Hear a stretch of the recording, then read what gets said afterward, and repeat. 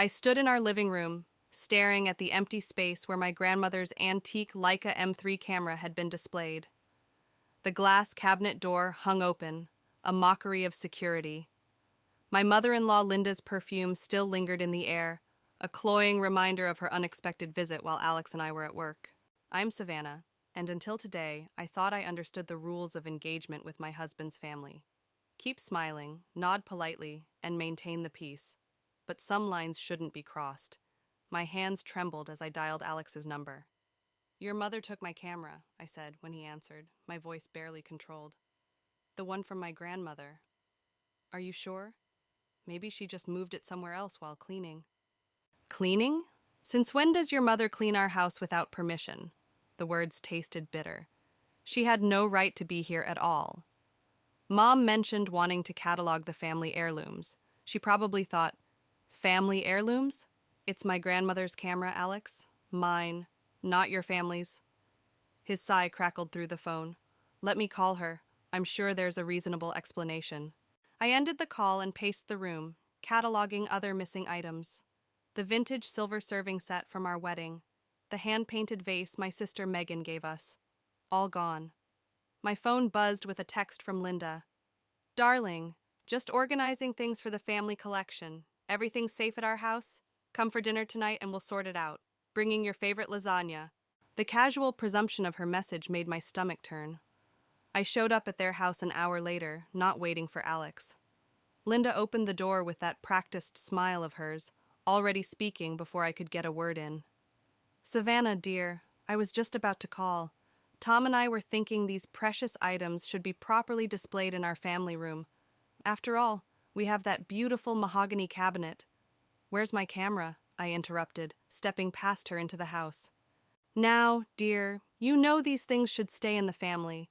What if something happened to it at your place? Besides, Alex agrees it belongs here with the other family treasures." I spotted my camera sitting on their mantel, already arranged among their family photos, like it had always belonged there. The sight of it made something snap inside me. "You had no right," I said, moving toward the mantel. "This was my grandmother's last gift to me before she died." Linda stepped between me and the camera. "We're all family here, Savannah. What's yours is ours. That's what marriage means." Tom sat in his recliner, pretending to read his newspaper, just like always, avoiding conflict while his wife steamrolled everyone's boundaries.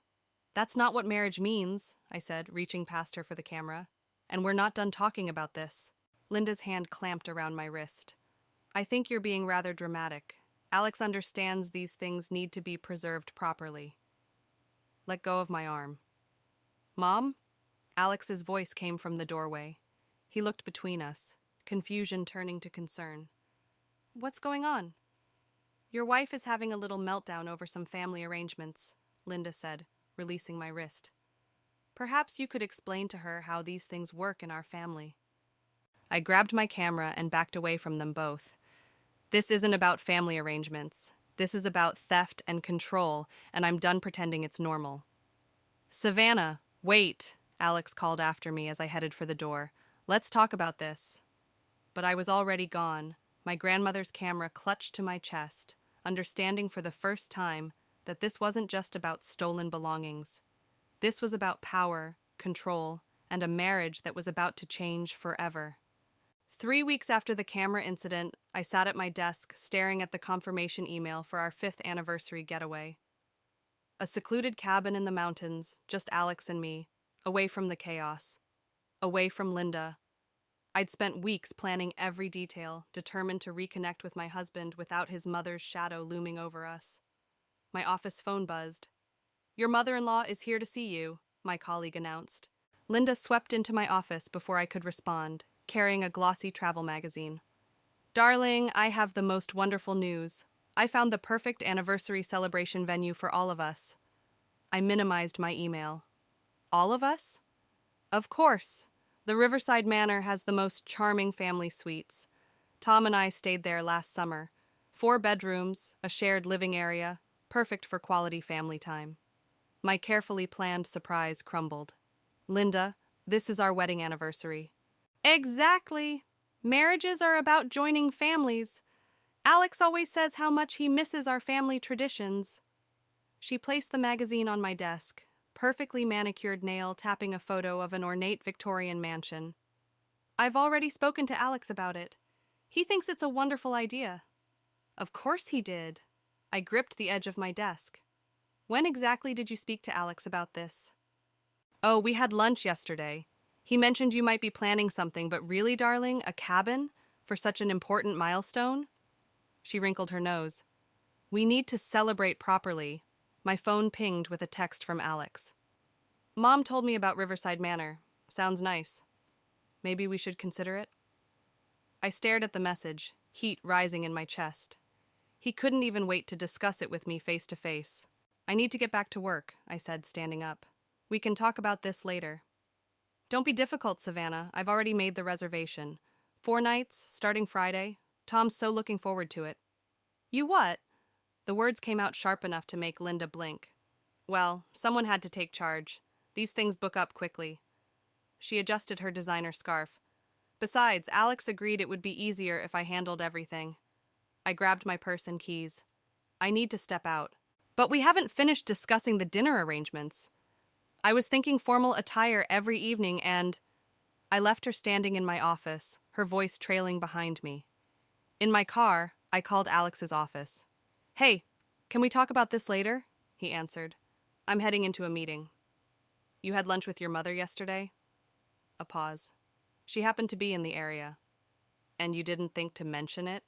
Or the fact that she's hijacking our anniversary? She's not hijacking anything. She's trying to include us in family traditions. Why are you being so sensitive about this? Sensitive? I pulled into a coffee shop parking lot, needing somewhere to breathe. This is our anniversary, Alex. Ours. Not your mother's social event. Look, the cabin sounds nice, but Mom's right. This is about family. Why can't you just try to get along? Get along? My laugh sounded hollow. Like when she broke into our house and stole my camera? Or now, when she's steamrolling over our anniversary plans? That's not fair. She apologized about the camera. No, she didn't. She justified it. There's a difference. Another pause. I really need to go. We'll talk tonight? But I knew we wouldn't. He'd work late, avoid the conversation, hope it would blow over like everything else. And Linda would get her way. Again. My phone buzzed with a text from her. Darling, I'm thinking matching outfits for the family photos. Navy blue would be lovely. I'll send you the dress I picked out. Size 6, right? Though you might want to watch those afternoon snacks. I stared at the message, something shifting inside me. This wasn't just about an anniversary anymore. This was about every boundary crossed, every decision undermined, every moment stolen. I opened my email and clicked the cabin reservation. Instead of canceling it, I forwarded it to my sister Megan. Maybe it was time for a different kind of celebration, one that didn't include my husband or his family at all. The boxes arrived on a Tuesday morning, dozens of them, stacked in our foyer like an invasion force.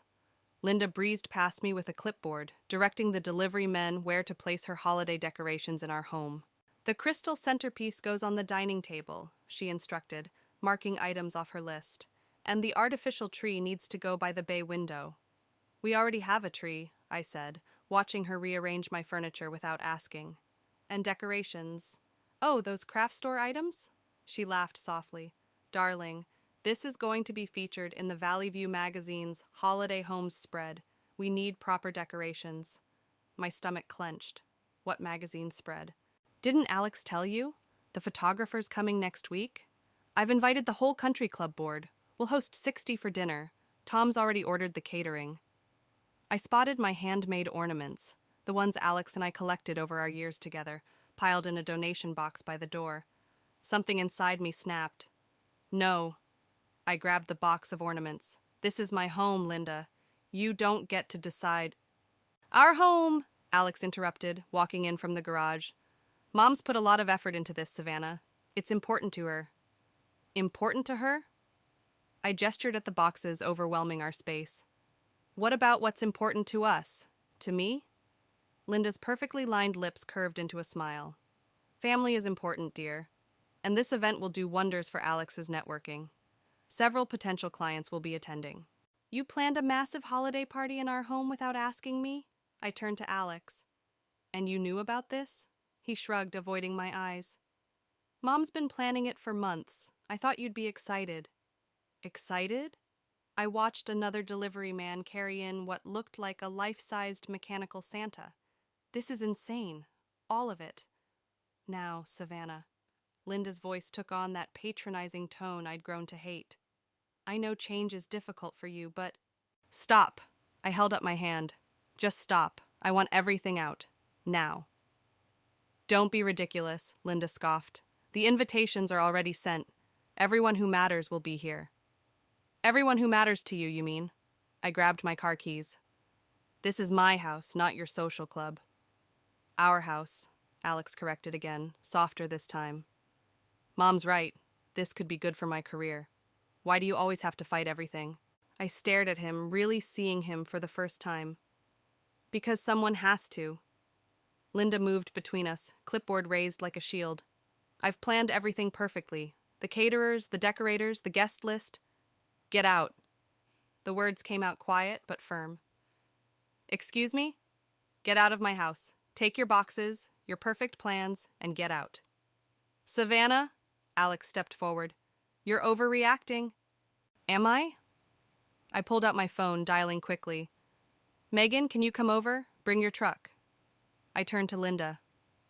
You have 1 hour to remove everything, or I'm donating it all to the homeless shelter. You wouldn't dare.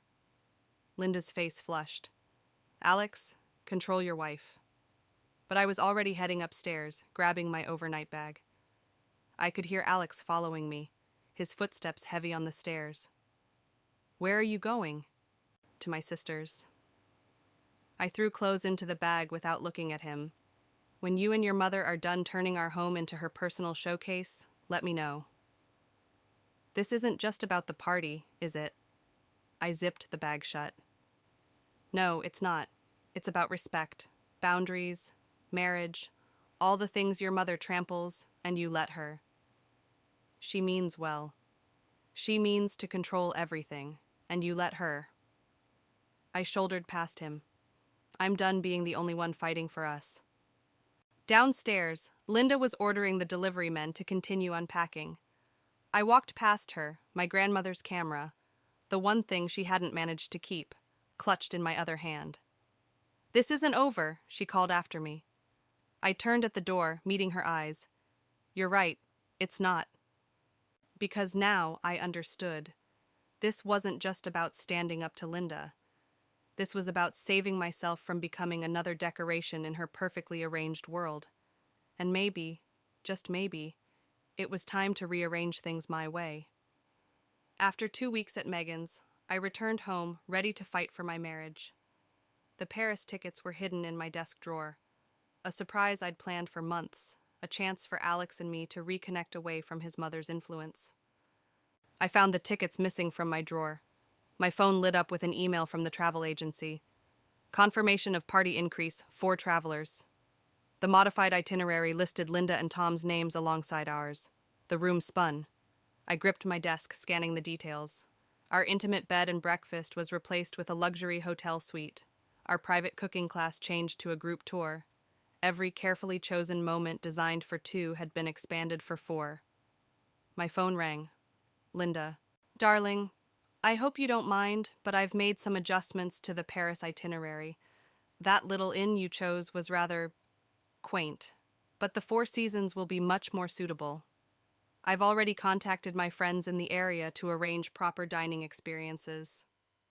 I ended the call without speaking. Minutes later, Alex walked in. Before you get upset, he started. How did she get the tickets? He shifted, hands in his pockets. She was helping me organize the office while you were gone. Helping you search through my desk, you mean? She thought it would be nice. Stop. I pulled up my banking app. Why is there a charge for 4 tickets on our joint account? His silence told me everything. You gave her access to our account? Mom offered to help with the bookings. It was easier to let her handle it. I stared at him, this stranger wearing my husband's face. Easier than what? Standing up to her? Being married to me? That's not fair. She's trying to make this special. Special for who? I moved closer, watching him step back. Tell me something, Alex. Did you ever want to marry me? Or did you just need someone to fill the role your mother cast? Of course I wanted to marry you. I love you. No. The realization hit like ice water. You love having me. There's a difference. His phone buzzed, Linda's special ringtone. He reached for it automatically. Don't answer that. He hesitated, then picked up anyway. Hi, Mom. I walked out of the room, out of the house, driving aimlessly until I found myself at the coffee shop where Alex and I had our first date. Back then, I'd thought his close relationship with his mother was sweet. Now I understood it was something else entirely. My phone lit up with a text from Linda. Booked us matching outfits for the Eiffel Tower photo shoot. The photographer's quite exclusive, but he agreed to squeeze us in. You can thank me later. Another message followed. Oh, and I hope you don't mind, but I used some of the extra funds in your account to book a few special surprises. You'll love them. Extra funds. The money I'd been saving for my photography studio. I called the bank. Linda's name had been added as an authorized user on our joint account 3 weeks ago, the same day Alex had lunch with her to discuss the anniversary plans. My hands shook as I opened my laptop, logging into my photography portfolio site. The landing page had been redesigned. Family Portraits by Linda Matthews Carter Photography blazed across the top, my own work relegated to a small sidebar. A new email arrived from Linda. Darling, since you're so passionate about photography, I thought we could combine our talents. I've already booked several clients through my country club connections. We'll make such a wonderful team, under my guidance, of course. I closed the laptop, a strange calm settling over me. This wasn't just about a ruined trip or stolen money anymore. This was about my identity, my future, my whole life being slowly erased and rewritten. My phone buzzed again, Alex calling this time. I watched it ring, remembering how he'd answered his mother's call without hesitation. Some things once seen couldn't be unseen, and some betrayals cut too deep for second chances. The silence in our house had become another presence, filling every room like smoke. For a week after the Paris revelation, Alex slept in the guest room. We passed each other like ghosts, speaking only when necessary, both pretending this was temporary. I found the gallery contract on my desk one morning, unsigned. Linda's elegant handwriting covered the margins with suggestions. My exhibit concept completely rewritten into a family-focused show featuring her work prominently. My phone lit up. Megan, have you seen Linda's latest Facebook post? I pulled up the page. There it was. A professional headshot of Linda in front of my photography backdrop, announcing her new role as lead photographer for several upcoming society events. My clients. She's stolen your entire client list, Megan said. How did she even get access? Alex's laptop sat open on the kitchen counter. I knew his password, his mother's birthday. Inside, I found emails between them discussing my business, sharing my contact lists, planning the transition of my studio into their joint venture. The front door opened. Alex walked in, stopping when he saw his laptop in front of me. I can explain, he started. When were you going to tell me you've been helping your mother steal my business? She's not stealing anything. She's trying to help expand it. By taking my clients, rewriting my contracts, he set down his briefcase. Mom has connections, better equipment, more experience with the kind of clients who can actually pay. The kind of clients who matter, you mean? I closed the laptop. Like the ones coming to her holiday party? The ones in Paris? This isn't personal, Savannah, it's business. Business? I laughed, the sound sharp enough to make him flinch. Was it business when you gave her access to my bank account? When you let her hijack our anniversary? Our home? His phone buzzed, Linda's ringtone. Go ahead, I said. Answer it. She's probably wondering why you haven't reported in yet. He reached for the phone, then stopped. You're being paranoid. Mom's trying to help us build something bigger. No, she's trying to erase me, and you're helping her. That's ridiculous. You're still what? Your wife? The person whose life you're supposed to protect, not destroy? His phone buzzed again. This time he answered, turning away. Hi, Mom. No, everything's fine. I walked upstairs to our bedroom. His mother's influence everywhere. The bedding she'd chosen, the artwork she'd selected, the family photos she'd arranged. Even my grandmother's camera had been moved to a less prominent spot. My phone pinged with an email from Linda. Darling, I've taken the liberty of rescheduling your upcoming shoots. The clients were thrilled to work with someone more established. Don't worry about the contracts. Alex helped me sort everything out legally. This is really for the best. Another ping. Oh, and I hope you don't mind, but I've invited the Valley View magazine to do a feature on our new family photography business. They're particularly interested in my journey from society matron to artistic mentor. You'll get a lovely mention as my daughter-in-law, of course. I opened my closet, pulling out my old camera bag. Inside, wrapped in soft cloth, was a memory card I'd never shown anyone. Photographs from the past year documenting every manipulation, every boundary crossed, every piece of my life Linda had claimed. Downstairs, I could hear Alex still talking to his mother, planning my future without me. I plugged the memory card into my laptop and began creating a new portfolio. Not the family-friendly version Linda wanted, but the raw truth of a marriage unraveling under the weight of manipulation and betrayal. My phone buzzed with a text from Megan. Gallery opening next month. Still have that space if you want it. Time to tell your story, sis. I looked at the photographs spreading across my screen, evidence of a life being systematically erased. Maybe it was time to stop fighting to save what was already lost. Maybe it was time to create something new from the ashes of what Linda had destroyed. I typed my response to Megan. Book it. But don't tell anyone, especially not Linda. Some stories needed to be told without interference, and this one would be mine alone. The bank statement sat on my desk like a loaded gun. Every penny I'd saved for my studio, $60,000, transferred to a new account. Linda's name was all over the withdrawal slips, but Alex's signature authorized everything. My phone rang. The Paris Hotel, confirming the upgraded suite reservations. 4 people, paid in full from my savings. I dialed Alex's office number with trembling fingers. I'm in a meeting, he answered. Where's my money? A pause. Papers, shuffling. Can we discuss this later?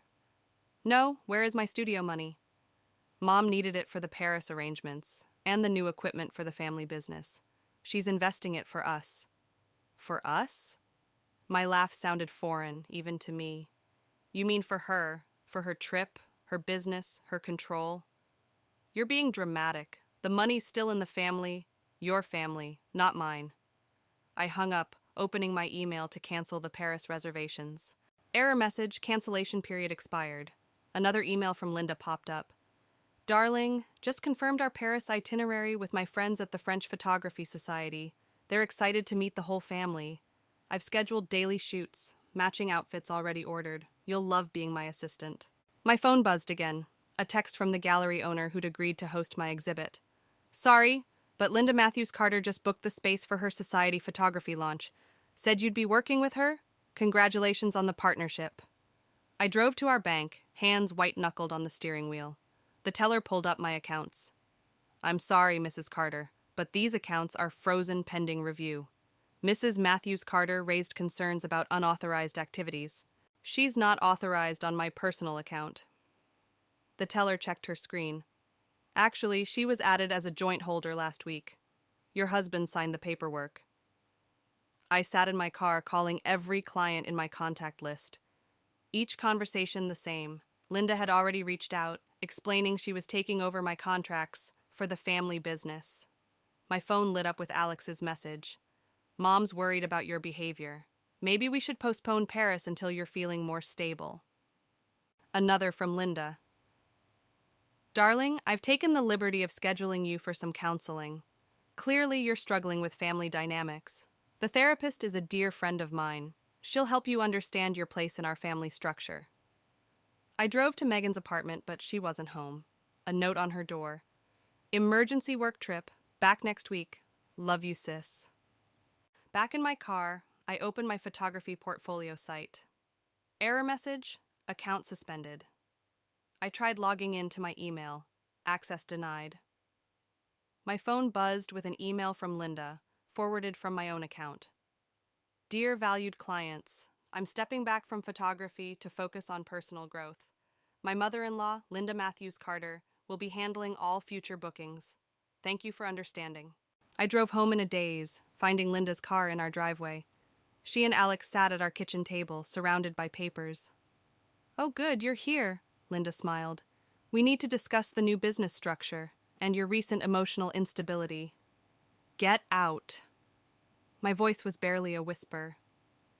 Savannah, Alex stood up. Mom's trying to help. You're not thinking clearly. I said get out. I grabbed Linda's papers, scattering them across the floor. Both of you. See? Linda turned to Alex. This is exactly what I was worried about. Good thing I already contacted Dr. Reynolds about that intervention we discussed. I backed away from them both, understanding hitting me like a physical blow. They weren't just taking my money or my business. They were trying to take my sanity, my identity, my entire existence. My grandmother's camera sat on the shelf, the only thing they hadn't managed to steal yet. I grabbed it, along with my car keys. Where are you going? Alex called after me. To tell our story, I answered, not looking back. The real one. Because sometimes rock bottom isn't where you end. Sometimes it's where you finally start fighting back.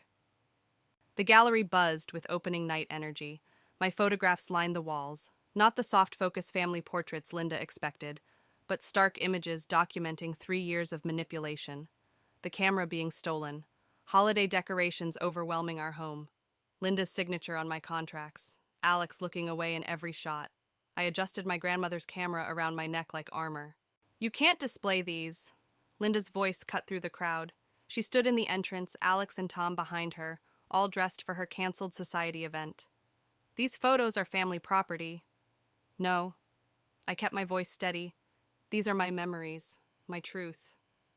Your truth? She laughed, moving closer. Alex, tell her she's being ridiculous. But Alex was staring at the photos, really seeing them for the first time. One showed him sleeping on our couch while Linda rearranged our wedding photos, removing the ones she hadn't staged. Another captured him signing papers without reading them, his mother's hand on his shoulder. This is slander, Linda hissed. I'll sue you for defamation. With what evidence? I gestured to the images. These are just photographs, moments you created, nothing staged or altered. I was helping you, all of you. She turned to the gathering crowd. My daughter-in-law is having a breakdown. We should clear the gallery. Actually, the gallery owner stepped forward. These images are officially documented and registered. Any attempt to remove them would be theft. Linda's perfectly composed facade cracked. Alex, do something. But Alex stood frozen before a particular photograph.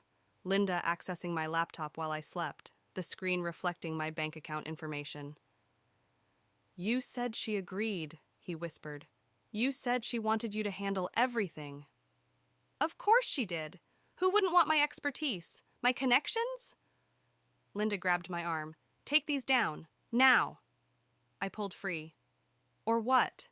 You'll have me committed? Take more of my money? Steal my identity like you stole my business? I made your business better. You made it yours. I raised my camera, capturing her rage in real time. Just like you tried to make me yours, to make Alex yours. Everything I did was for this family. No. I lowered the camera. Everything you did was for control. Mom, Alex's voice shook. Did you really access Savannah's accounts without permission? You signed the papers. Because you said she asked you to help. You said... He stopped, looking around the gallery with new eyes. You've been lying to me, to all of us. Linda turned to Tom. Tell them how ungrateful they're being. But Tom just shook his head, finally speaking up. No more, Linda. I won't help you destroy another family. Another? Alex and I asked simultaneously. Tom met his wife's eyes. Should I tell them about your first daughter-in-law? The one who disappeared after her nervous breakdown? The gallery fell silent. Linda's face went white. She was unstable, Linda whispered. She needed help. She needed freedom, Tom said, like Savannah does now. I raised my camera one last time. capturing the moment Linda's perfect world cracked apart. The photo would never make it to the gallery walls, but I needed it. Proof that sometimes the greatest revenge isn't destruction, but illumination. Alex, Linda reached for her son. You understand, don't you? Everything I did was for you. But Alex stepped back, moving to stand beside me. Not touching, not supporting, but for the first time, seeing clearly. No, Mom, everything you did was for you. Linda's scream of rage echoed through the gallery as she lunged for my camera, but this time I was ready. The flash went off, capturing her final attempt at control. Security, the gallery owner called quietly. As they led Linda out, still screaming about family loyalty and ingratitude, I turned to Alex. I'm not coming home. He nodded, understanding at last. I know. I'm sorry I didn't see it sooner. I watched them leave, Alex guiding his father, both men finally breaking free of Linda's shadow. The gallery slowly emptied, leaving me alone with my truth on the walls. Sometimes victory doesn't look like winning. Sometimes it looks like letting go. The last box from our house sat unopened in Megan's spare room.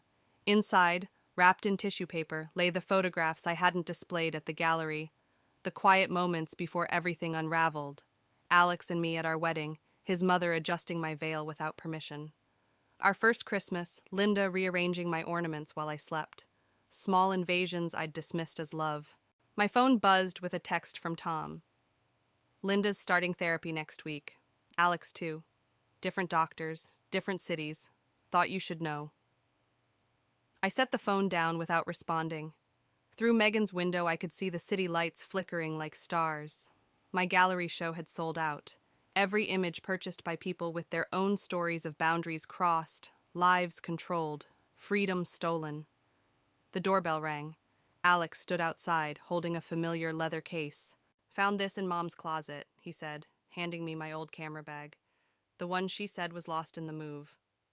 Inside were all my missing memory cards, carefully labeled in Linda's precise handwriting. Savannah's amateur attempts, and to be improved later. I'm selling the house, Alex said, moving across the country for a while. Need to figure out who I am without... He trailed off. Without her voice in your head? He nodded.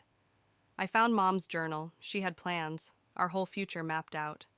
The business, kids, where we'd live, even had names picked out for grandchildren. I'm not surprised. I should have been. He pulled out an envelope. The money's all there, everything she took, plus interest. I set the envelope aside, unopened. It was never about the money. I know, that's why I brought this too. He handed me a small package wrapped in brown paper. Inside was a framed photograph, one I'd never seen before. Linda stood in her pristine living room, surrounded by stolen pieces of my life. My camera, my contracts, my wedding album. She looked triumphant, possessive. The photo was dated the day before my gallery opening. Dad took it, Alex said quietly. He's been documenting everything for years, said someone needed to know the truth. I studied the image of the woman who'd tried to erase me. Why show me this now? Because you were right, about everything. And I need you to know I finally see it too. He turned to leave, then stopped. The gallery called. They want to make your show permanent. Said people keep coming back, finding their own stories in yours. After he left, I unwrapped my grandmother's camera. Through its lens, I'd captured the destruction of one life and the creation of another. Not just mine, but Alex's too. Maybe even Linda's, in her own way. My phone lit up with another message, an email from Linda's first daughter-in-law, reaching out after seeing the exhibition. Thank you for telling our story, she wrote. Some people need to see their reflection to understand their true face. I picked up the photograph Tom had taken, studying Linda's satisfied smile as she stood among her stolen treasures. Then I grabbed my camera and captured one final image. The photo of Linda's triumph placed beside my gallery invitation, her carefully constructed world juxtaposed with its public unraveling. The gallery would need one more piece to make the collection complete. Megan came home, carrying takeout and possibility. Got a call from a women's shelter, she said. They want you to teach photography classes, help others tell their stories. I looked at my camera, then at Linda's photo, understanding finally that revenge wasn't about destruction. It was about reconstruction, building something new from the pieces others tried to take. When do we start? Because some stories don't end with forgiveness or reconciliation. Some stories end with freedom, the quiet kind that comes from reclaiming your voice, one frame at a time. I placed Linda's photo in the box with the others, closing the lid on that chapter of my life. But I kept my camera close. After all, there were still stories waiting to be told, and this time, I'd be the one choosing which moments to capture.